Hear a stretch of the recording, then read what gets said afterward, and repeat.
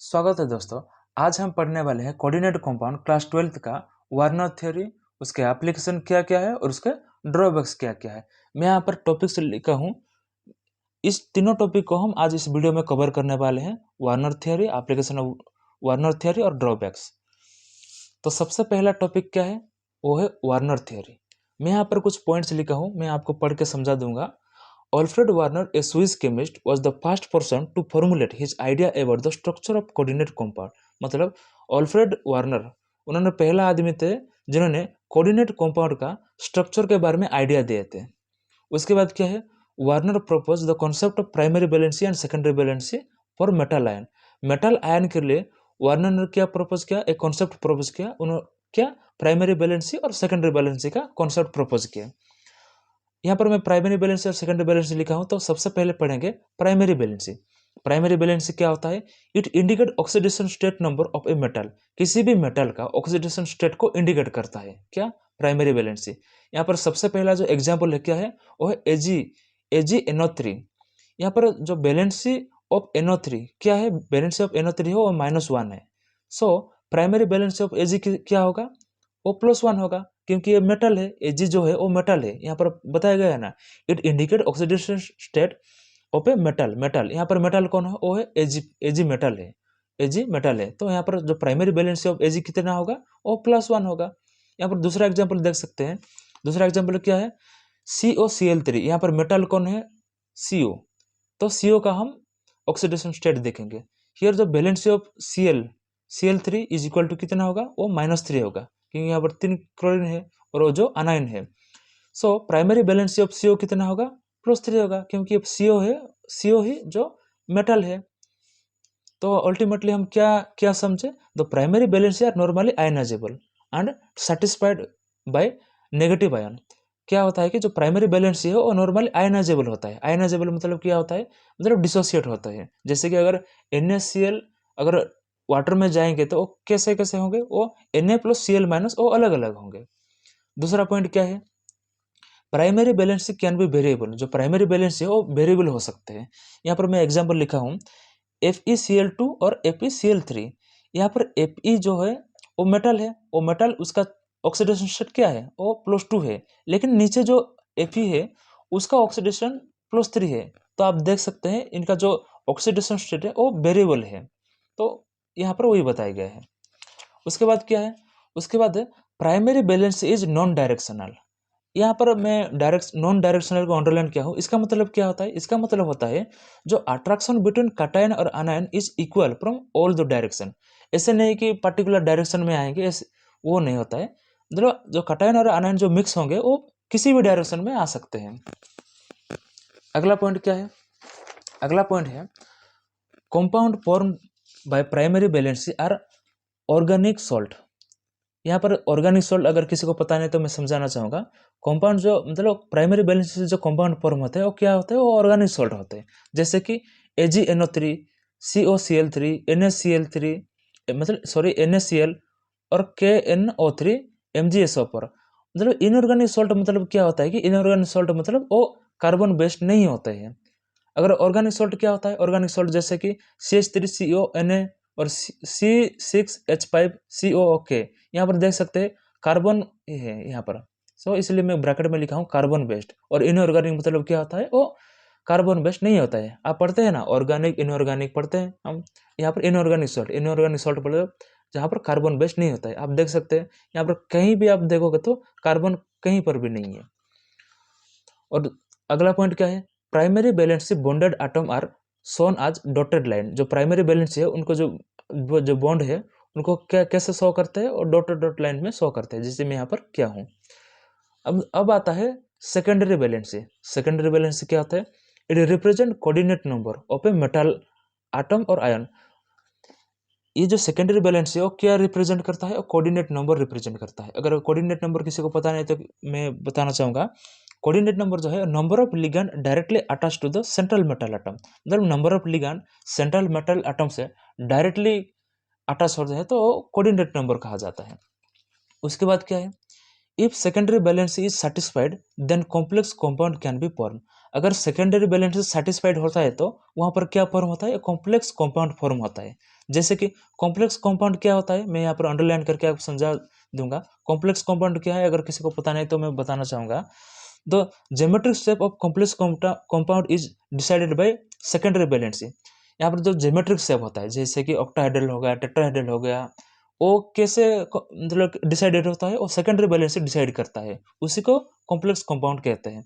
जैसे कि यहाँ पर COCl3.6NH3, इस यहाँ पर देख सकते हैं CO जो मेटल है उसका +3 आयन है, मतलब CO+3 आयन है। यहाँ पर जो प्राइमरी बैलेंस है, और प्राइमरी बैलेंस अगर प्राइमरी बैलेंस के रेस्पेक्ट में देखें तो प्राइमरी बैलेंस के need 3 Cl ion to satisfied. अगर प्राइमरी बैलेंस के हिसाब से देखा जाए तो उसे 3 Cl चाहिए सेटिस्फाई होने के लिए, लेकिन सेकेंडरी बैलेंस के रेस्पेक्ट में देखा जाए तो क्या होगा, उसको 6NH3 मोलिक्यूल सेटिस्फाइड करता है, मतलब उसे 6NH3 मोलिक्यूल नीड मतलब जरूरत है।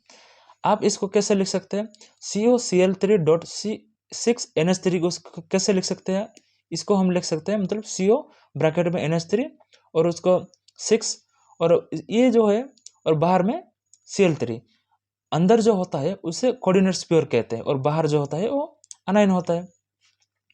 देख सकते हैं इसका जो ज्योमेट्री शेप है वो कैसे होता है, इसको हम कैसे लिख सकते हैं, इसको हम इस तरह रिप्रेजेंट कर सकते हैं, मतलब कोबाल्ट बीच में होगा और इसको चारों तरफ लिगेंड जो होते हैं वो चारों तरफ होते हैं और जो Cl3 है वो बाहर होता है। तो इसका स्ट्रक्चर कैसा होता है, इसका स्ट्रक्चर जो होता है ऑक्टाहेड्रल कॉम्प्लेक्स होता है।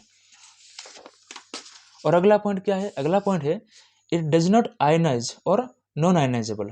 नॉन आयनाइजेबल मतलब क्या होता है, it does not form ions in solution. जैसे कि मैंने पहले एग्जांपल दिया NaCl को आप अगर वाटर में डालोगे तो क्या होगा, Na अलग अलग होगा और Cl- अलग होगा। आयनाइजेबल मतलब यहाँ पर मैं समझा चुका हूँ। और नॉन आयनाइजेबल मतलब क्या होता है, नॉन आयनाइजेबल जो कि यहाँ पर बताया गया है। नॉन आयनाइजेबल मतलब क्या, यहाँ पर does not form ion form नहीं करेंगे। जैसे कि यहाँ पर एग्जाम्पल क्या, ये कंपाउंड ये कॉम्प्लेक्स है, यहाँ पर देख सकते हैं Cl3 है जो वो बाहर है, it Cl3 3 Cl ion represent outside the coordinate sphere and it can easily remove. मतलब जो बाहर है कोऑर्डिनेट स्फीयर के बाहर जो Cl3 है इसको हम आसानी से बाहर निकाल सकते हैं, लेकिन अंदर जो कोऑर्डिनेट स्फीयर के अंदर जो है, जैसे कि 6NH3 ligands attached with metal ion are form coordinate bond. जो 6NH3 जो मेटल मतलब लिगेंड्स है वो मतलब मेटल आयन के साथ मिलके क्या बनाएंगे, कोऑर्डिनेट बॉन्ड बनाएंगे। और अगला है more stronger than primary balance, जो सेकेंडरी बैलेंस थे ऑब्वियसली वो प्राइमरी बैलेंस से स्ट्रॉन्गर होगा। और इट रिप्रेजेंट बाय डैश, मतलब ये मतलब लाइन के साथ रिप्रेजेंट किया जा मतलब किया जाता है। और उसके बाद क्या है, it is directional and their position is fixed. जो सेकेंडरी बैलेंस से होता है वो डायरेक्शनल होता है और इसका जो पोजीशन है वो फिक्स होते हैं, क्योंकि ऐसे नहीं कि प्राइमरी बैलेंस की तरह किसी भी डायरेक्शन में आ जाएंगे, ऐसे नहीं होता है। आप देख सकते हैं यहाँ पर भी मतलब पिछले पेपर में समझाया था, यहाँ पर आप देख सकते हैं जो कोऑर्डिनेट शेप होता है वो पर्टिकुलर डायरेक्शन में आकर इसका क्या बनाए, ऑक्टाहेड्रल बनाए। इसी पे मतलब यहाँ पर भी डायरेक्शन और मतलब इसका पर्टिकुलर पोजीशन मतलब फिक्स पोजीशन होता है और उनका पर्टिकुलर डायरेक्शन होता है। डायरेक्शन और पोजीशन ये दोनों डिसाइड करते हैं कि ऑक्टाहेड्रल होगा या टेट्राहेड्रल होगा या फिर स्क्वायर प्लेनर होगा, वो भी सेकेंडरी बैलेंस में। आई होप आप समझ गए कि अगला हम पढ़ेंगे एप्लीकेशन ऑफ वार्नर थ्योरी। अगला है application of Warner theory. Application of Warner theory में सबसे पहला पॉइंट क्या है, सबसे पहला पॉइंट है it is able to predict exact formula of a complex. मतलब किसी भी कॉम्प्लेक्स का एग्जैक्ट फॉर्मूला क्या होगा उसी को प्रेडिक्ट कर सकता है। उसके बाद क्या है, it is helpful in predicting the structure of different complex with coordinate number 4 and 6। Coordinate number 4 मतलब क्या समझते हो, टेट्राहेड्रल होता है, और 6 मतलब क्या होता है, ऑक्टाहेड्रल होता है। मतलब डिफरेंट कॉम्प्लेक्स जिनका कोऑर्डिनेट नंबर 4 एंड 6 होता है उनका जो स्ट्रक्चर है उसी को हम प्रेडिक्ट कर सकते हैं। उसके बाद तीसरा पॉइंट क्या होता है, it explain the difference in behaviour of different complex of same metal and ligand. मतलब डिफरेंट कॉम्प्लेक्स मतलब दो डिफरेंट कॉम्प्लेक्स है जिनका मेटल और लिगैंड दोनों सेम है, उनके बीच जो बिहेवियर है वो डिफरेंस को ये एक्सप्लेन कर सकता है। उसके बाद क्या है, it explain geometrical and optical isomerism. मतलब ये जो वार्नर थ्योरी है वो ज्योमेट्रिकल और ऑप्टिकल आइसोमर को एक्सप्लेन करता है।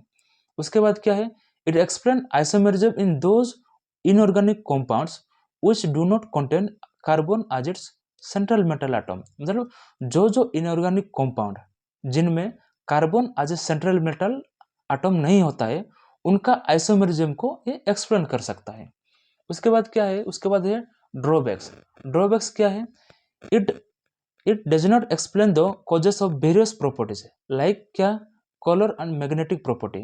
मतलब जो जो कलर और मैग्नेटिक प्रॉपर्टीज का जो प्रॉपर्टीज था वो एक्सप्लेन नहीं कर पाया। जैसे कि यहाँ पर मैं इसी का ही सब पार्ट है, Werner theory could not explain why coordinate compound shows different colour. मतलब वार्नर थ्योरी एक्सप्लेन ही नहीं कर पाया कि कोऑर्डिनेट कंपाउंड क्यों डिफरेंट कलर शो करते हैं। उसके बाद क्या है, it could not justify why some complex are paramagnetic while other are diamagnetic. मतलब पैरामैग्नेटिक और डायमैग्नेटिक को वो एक्सप्लेन नहीं कर पाया। उसके बाद अगला पॉइंट क्या है, आइसोमेरिज्म लिमिटेशन। मतलब यहाँ पर मैं ये बताया, मतलब यहाँ पर जो एप्लीकेशन में क्या ज्योमेट्रिकल आइसोमेरिज्म ऑप्टिकल आइसोमेरिज्म बताता है, लेकिन यहाँ पर क्या बताएगा कि although it's practical predicted geometrical and optical isomerism, it fail to explain all cases accurately. मतलब ज्योमेट्रिकल आइसोमेरिज्म और ऑप्टिकल आइसोमेरिज्म बताता है लेकिन हर केस में नहीं बताता है, ये एक ड्रॉबैक है। उसके बाद अगला क्या है, स्पेक्ट्रल प्रॉपर्टीज। मतलब यहाँ पर एमिशन और ऑब्जर्वेशन वो जो कॉम्प्लेक्स है उसी को एक्सप्लेन नहीं कर पाया। उसके बाद क्या है, अगला पॉइंट क्या है, अगला पॉइंट है no concept of hybridization. The theory did not include modern ideas like valence bond theory, hybridization और क्रिस्टल फील्ड थ्योरी। मतलब जो वार्नर थ्योरी में वहाँ पर modern modern ideas like, modern ideas क्या क्या, बैलेंस बॉन्ड थ्योरी और हाइब्रिडाइजेशन और क्रिस्टल फील्ड थ्योरी वो इंक्लूड नहीं था। आई होप आप समझ गए होंगे, इन्हीं सारे ड्रॉबैक्स है। आई होप आप समझ गए होंगे। अगर आप किसी भी प्रकार का डाउट होगा तो आप कमेंट सेक्शन में बता सकते हैं। अगर आप ये लेक्चर अच्छा लगा तो मेरे मेहनत के लिए लाइक ज़रूर दबा देना। Thank you.